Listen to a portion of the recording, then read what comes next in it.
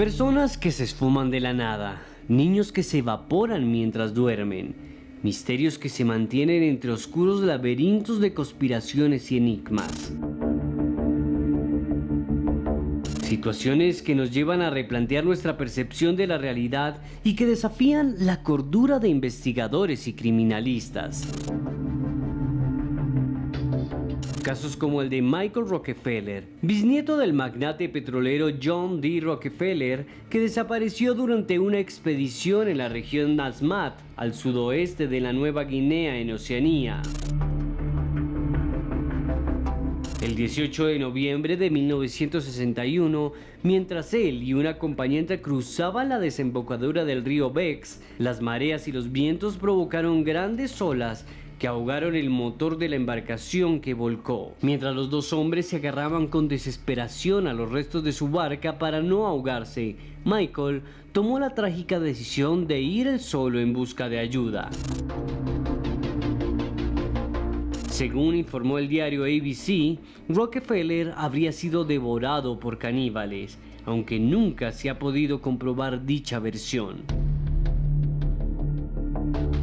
Historias trágicas que se han transformado en leyenda, llamando la atención de propios y extraños. En la actualidad, son muchos los casos de desaparecidos que se mantienen vigentes, como el caso de la pequeña Madeleine McCann, de quien no se sabe nada desde 2007 y de quien se especula puede seguir viva. Historias increíbles que analizaremos esta noche en Más Allá.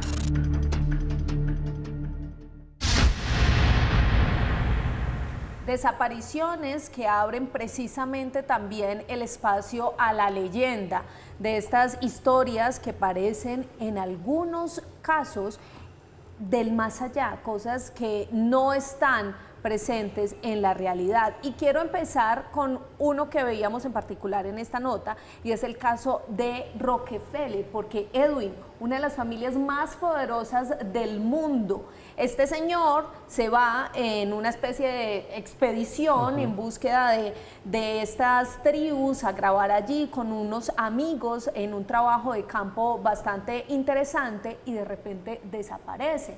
La teoría es que supuestamente esas tribus caníbales pues lo asesinaron. Sin embargo, quedan también muchas otras hipótesis abiertas. ¿Qué decir de este caso?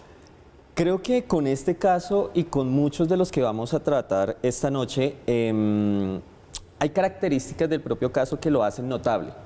Si no fuera Rockefeller, muy seguramente no sería tan interesante. Si no hubiera caníbales, tal vez no sería tan interesante. Si no evocara un poquito ese tufillo a Robinson Crusoe, no sería tan interesante.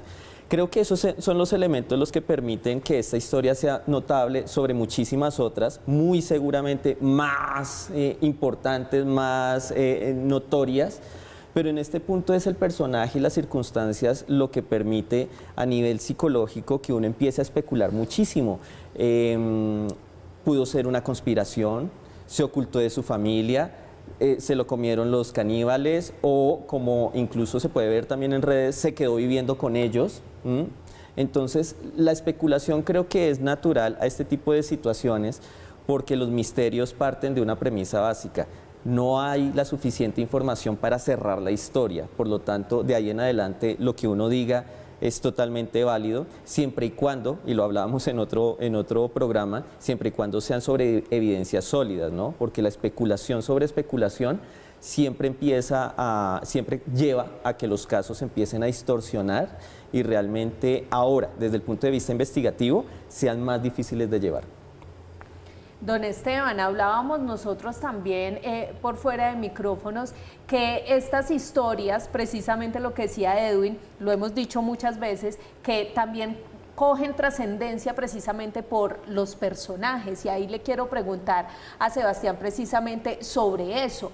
Porque si lo vemos de alguna manera, todos los días puede que en el mundo existan desapariciones, personas de las que no podemos saber nunca nada más en la historia y en ese transcurso. ¿Cómo analizar precisamente esas pérdidas? Yo creo que lo que tiene que ver ahí mucho es el perfil de la víctima en este caso. Hoy en día, con todas las redes sociales y todo lo que podemos ver, es más fácil viralizar casos que son, digamos, más comunes, por así decirlo. Lo hemos visto recientemente, incluso en nuestro país. Pero en ese momento era mucho menos común y lo que pasaba era que los casos virales eran los que tenían los medios de comunicación a su favor, en este caso la familia Rockefeller. Y como bien decía Edwin, hay una fascinación por una serie de factores que hay alrededor de la historia, los caníbales, el personaje en cuestión.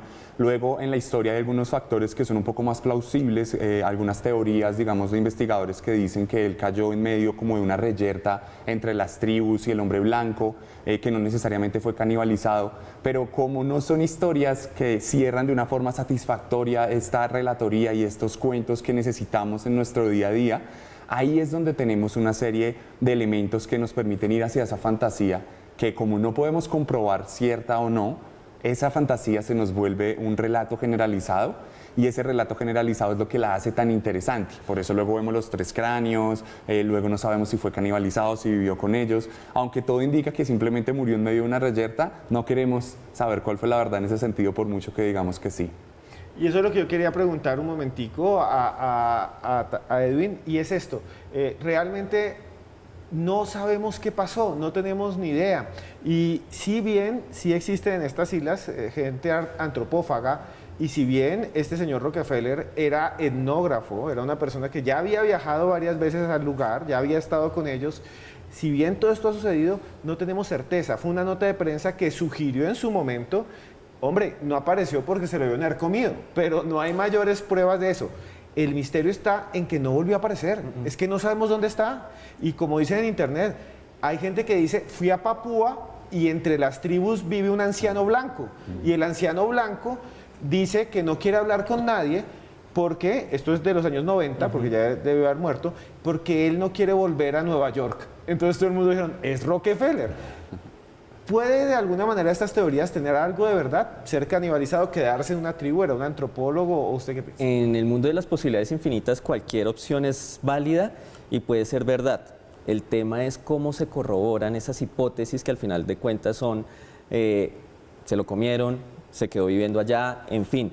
El punto, que era lo que decías ahora, que me parece más importante es cómo preferimos cualquier escenario hipotético extraño al mero hecho de decir, se murió.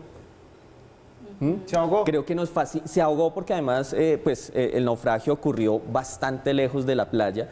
Entonces, hombre, ¿no sería más fácil para nosotros, para darle ese cierre a la historia, decir se murió? No, no es más fácil. Nuestro cerebro prefiere especular y encontrar la minucia y a partir de esa minucia construir toda una historia maravillosa que le dé a un hecho natural y cotidiano un significado mucho más profundo. Bueno, viendo este caso histórico, ahora nos vamos nada más y nada menos que con Madeleine McCann. Observen esta nota. La desaparición de Madeleine McCann es uno de los misterios más sorprendentes del siglo XXI. Madeleine se encontraba de vacaciones con sus padres, Kate y Gary McCann, sus hermanos mellizos de 2 años de edad y un grupo de amigos de la familia en una playa de Algarve, Portugal. Sus padres dejaron a los 3 niños durmiendo a las 20:30 en el apartamento ubicado en la planta baja mientras se fueron a cenar con amigos a un restaurante localizado a 50 metros de distancia. Los padres vigilaron a los niños cada 20 a 30 minutos a lo largo de la noche, hasta que a las 22 horas, la madre de Madeleine descubrió que la niña estaba desaparecida. Aunque la policía buscó incesantemente a la menor, el caso se archivó en junio de 2008 debido a la falta de pruebas. Los padres continuaron la búsqueda utilizando detectives privados hasta que en 2011 Scotland Yard abrió su propia investigación llamada Operación Grange. Su principal oficial anunció que estaban tratando la desaparición como un acto criminal por un desconocido. En el 2013, Scotland Yard publicó imágenes realizadas a partir de técnicas electrónicas de identificación facial de hombres a los que deseaban ubicar, incluyendo uno al cual habían descubierto llevando un niño hacia la playa esa noche. A pesar de ello, el paradero de Madeleine sigue siendo un misterio. ¿Qué pudo pasar con la pequeña? ¿Cómo puede alguien desaparecer de su propia cama? Lo analizamos aquí, en Más Allá.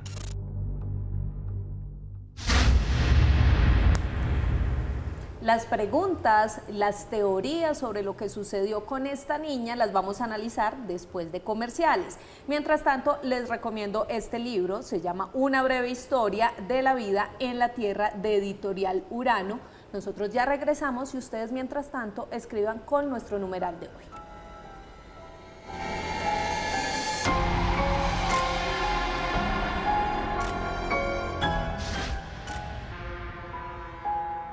Madeleine McCann, ¿dónde está? ¿Si está viva o está muerta? Hay un montón de gente que dice, yo soy Madeleine McCann, y no son Madeleine McCann. Y hay un montón de gente que dice, yo vi cuando se la llevaron. Lo cierto es que no sabemos mucho de qué sucedió en mayo del 2007 en Portugal. Sucedió en un resort con familias alrededor, con vigilancia privada.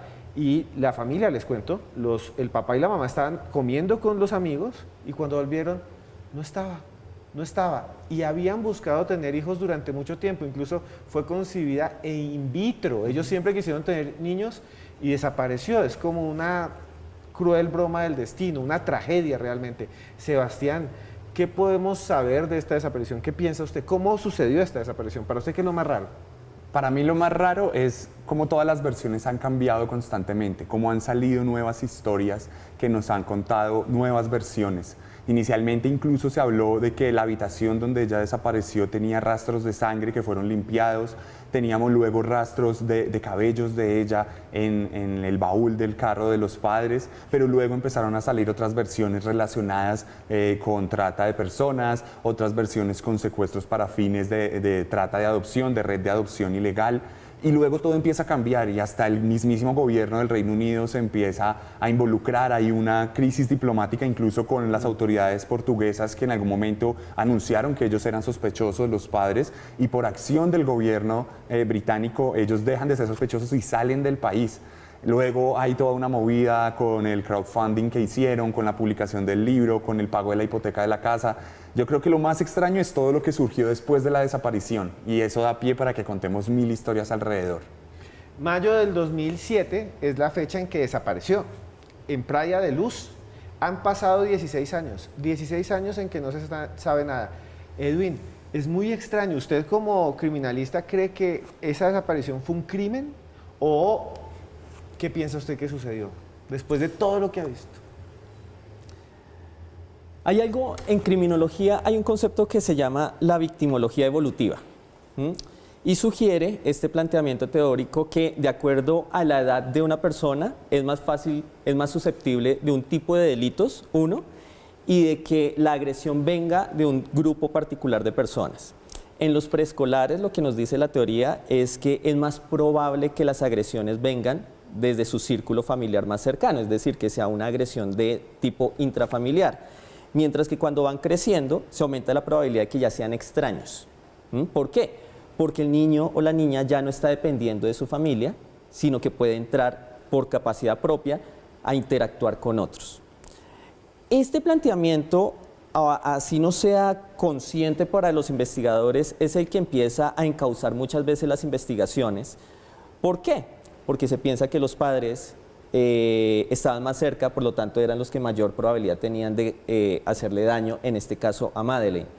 Sin embargo, uno no puede desconocer tampoco las otras circunstancias del evento y eso es lo que uno en investigaciones de desapariciones, y yo he estado en algunas incluso de niños, uno debe tener en cuenta. Claro, la relación de los padres con el menor, pero también en dónde estaban. Por más que digamos ella estaba en su cama, realmente no era su cama. Era la cama de un resort. Los padres o ese grupo familiar había llegado hacía poco, por lo tanto no tenían el control absoluto de los espacios. Estamos hablando de un 2007 en el que efectivamente, como lo decías tú, Con el tiempo después aparecieron evidencias biológicas y demás, pero en el 2007 muchas de las técnicas criminalísticas avanzadas hasta ahora estaban llegando a ciertos lugares del mundo. Entonces no sería raro que después de mucho tiempo encontraran las trazas de sangre que se mencionan. Si tú me preguntas si es probable que hubiera ocurrido un crimen, sí. No tanto por lo que se sabe del caso, sino por lo que la literatura nos dice además, y no estoy hablando de los padres. La edad de Madeleine la hace un potencial objetivo para un delincuente sexual, lo cual explicaría además por qué el cuerpo nunca apareció. ¿Y por qué el cuerpo no apareció? Porque la agresión tuvo que ser de alguien que conocía el lugar, por eso nadie lo vio, aunque después se aparecieron relatos y retratos y demás. Pero para mí la familia realmente no tuvo nada que ver. Obviamente lo estoy diciendo con la información disponible, pero aceptando y abrazando realmente lo que la ciencia en el tema de desaparición, secuestro, rapto y abuso de menores nos dice. Pero Edwin, a mí sí me causa bastante curiosidad una cosa y es, listo, supongamos que a la niña la raptaron, la asesinaron, y que era una época en la que, como usted decía, no había tanta tecnología como la hay ahora para lograr tener algún rastro de lo que pasó con esa niña. ¿Es tan difícil lograr dar con esas líneas para poder resolver ese caso? Sí. Si una investigación de desaparición no es tan fácil como la muestran en televisión, es muy compleja. Es muy compleja. En este caso se descarta una de las hipótesis que hay que empezar a manejar y es que sea una desaparición voluntaria. Obviamente Madeleine no dijo, me cansé de mi familia, me voy, ahí les dejo. No, no sucedió eso. Ya hay que pensar que fue una desaparición impuesta, obligada, delictiva, por cierto, pero pensemos también en las circunstancias, ¿sí? Hay muchos adultos, por ejemplo, se me acaba de ocurrir algo, es que encontraron cabellos, lo que tú mencionabas, Sebastián, es que encontraron cabellos en el baúl del carro de los papás. Ustedes se han pensado cuánta evidencia biológica hay en sus casas, debajo de la mesa, debajo de una silla, y eso no significa que, es decir, el manejo de las evidencias es tan complejo que no necesariamente la ubicación de unos rastros sugieren o indican necesariamente que se cometió un delito. Todo esto para decir que la investigación criminalística es insuficiente cuando no se tiene realmente la lectura completa del contexto. Y en este caso se centró tanto la investigación, y acá en Colombia ha pasado eso, se centra tanto la investigación en las familias que cuando se dan cuenta que no fueron las familias, ya se perdió la evidencia para llegar al extraño que secuestró o raptó al menor. Yo quiero hacer una pregunta rápida a Sebastián. Sebastián ha trabajado muchísimo con casos de asesinos en serie, seriales. Y hubo una especulación que la hizo la misma policía portuguesa y Scotland Yard, que era que seguramente pudo haber sido víctima de un asesino serial y algunas personas incluso llegaron a decir que debió haber sido o un empleado del hotel o un vacacionista que estaba en ese lugar y que incluso debió haber estado, no lo digo yo, lo dice la policía portuguesa, debió haber incluso ayudado y colaborado y tenían la lista de todos los que habían entrevistado el día de la desaparición porque decía, aquí debe estar. ¿Usted qué piensa ya que usted ha visto tantos casos de asesinos seriales? Yo creo que es una posibilidad. Dentro de lo mismo que dice Edwin, creo que eso de hecho complementa lo que dice Edwin. Si es un delito, digamos, de orden sexual, indudablemente tiene también el componente serial. Y la forma en que desaparece y el poco rastro que deja, creo que nos da para pensar que es una persona que no lo ha hecho por primera vez, lo ha hecho muchas veces, que tiene la experiencia. También, digamos, el hecho de que no salga en ninguna cámara y demás da pie para saber que esta persona conoce el entorno y ese conocimiento del entorno le permite moverse pues como pez en el agua. Entonces yo creo que es una posibilidad absolutamente tangible y en complemento con lo que dice Edwin, creo que si es como dice Edwin, que las autoridades se centran primero en algo que resulta no ser, pues le da todo el pie para que este asesino serial pueda salir sin rastro alguno. Es más, hubo algo que salió después a medios y es que el mismo día que desapareció Madeleine, a propósito de lo que dice Sebastián, se encontró el cuerpo de un individuo, se suicidó y cuando empezaron a investigar quién era este individuo, resulta que era alguien que ya estaba siendo investigado por la desaparición de una niña de 5 años atrás. Son las historias que uno puede empezar a construir a partir de los datos que van surgiendo. pero a veces creo que nos pegamos tanto a el asesino es el esposo, fue la familia y cosas así, que dejamos de ver el panorama completo. Claro, cada detalle abre una nueva posibilidad. Pero yo quiero que también hablemos un poco de todas estas mujeres que se han hecho pasar por Madeleine McCann, porque alrededor de estos 16 años ha aparecido una en Italia, otra en Estados Unidos, incluso en redes sociales, personajes que han dicho, yo soy esa niña porque tengo un rasgo característico, porque mire mi ojo, que es una de las cosas que más identifican a esta niña. Y la última fue Julia Wendel, la que veíamos al inicio de este programa, y ahí quiero preguntarle a Edwin, o mejor, pedirle que nos describa un poquito esa personalidad de esa niña, porque sale diciendo que ella ha sido víctima de abuso, que no tiene ninguna evidencia de que su familia sea su familia, sale la familia a decir, oiga, resulta que esta chica tiene problemas psicológicos, además es medicada, se ha apartado de la familia desde hace algunos años, y ya aparece la niña otra vez a decir, no, resulta que yo no soy. ¿Qué características tiene esta chica Julia Wendel? Bueno, lo primero es que no podría referirme específicamente a ella porque digamos que desde mi ciencia la psicología sería irresponsable lanzar un diagnóstico sin una evaluación adecuada. Pero sí podría decirte, Joana, que por lo que yo he visto en muchos casos, hay un grupo de personas que abierta, deliberada y sin vergüenza dicen yo soy esa persona. ¿Y qué es lo que buscan? Un beneficio económico, material o incluso psicológico, pero es un beneficio descarado. Por otro lado, están los que efectivamente sí pueden presentar alguna alteración mental, algún trastorno mental, una especie de trastorno disociativo, como en este caso que los propios padres dicen no, ella está medicada, ella tiene su dificultad, tiene su problema, y que ella misma dice no, no soy Madeleine, pero soy otra. Desafortunadamente, en este tipo de casos que son mediáticos, lo que tú decías, y que en esta época se viralizan sobre todo con las redes sociales, esa mediatización de los casos hace que aparezcan este tipo de personas que o bien busquen un beneficio o bien quieran por esa vía expresar de alguna manera la patología que tienen. ¿Sí? El problema es para los investigadores tener que aterrizar cuáles sí, cuáles no, cuáles son probables y cuáles definitivamente no son. Y hay muchas cosas más. Yo tengo una pregunta para Sebastián Camelo, pero se las voy a hacer después de comerciales. Tienen que estar pendientes. Si les gusta este programa, denos like en YouTube ya mismo. Estamos ahora los lunes a las 10 de la noche, siempre en estreno. Lunes 10 de la noche por el canal 107 de Claro o 1007.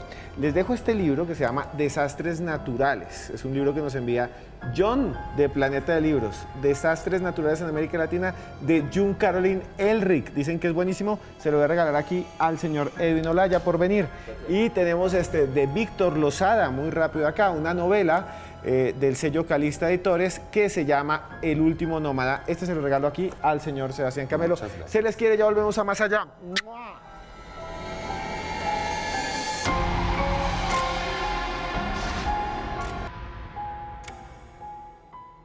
Continuamos en Más Allá en esta noche en la que hablamos de extrañas desapariciones y estamos hablando de Madeleine McCann, que es la gran desaparición del siglo XX. O sea, si en el siglo XXI, si ven, como yo ya soy viejo y nací en 1979, pues vivo en el siglo pasado.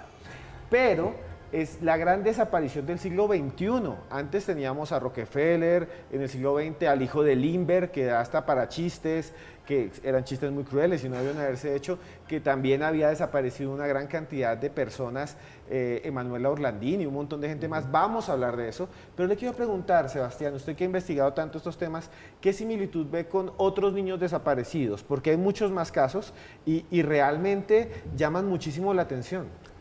Yo creo que algo que es un hecho en estos casos de los niños desaparecidos y de los jóvenes adolescentes también es que siempre hay detrás alguien que sabe qué está haciendo.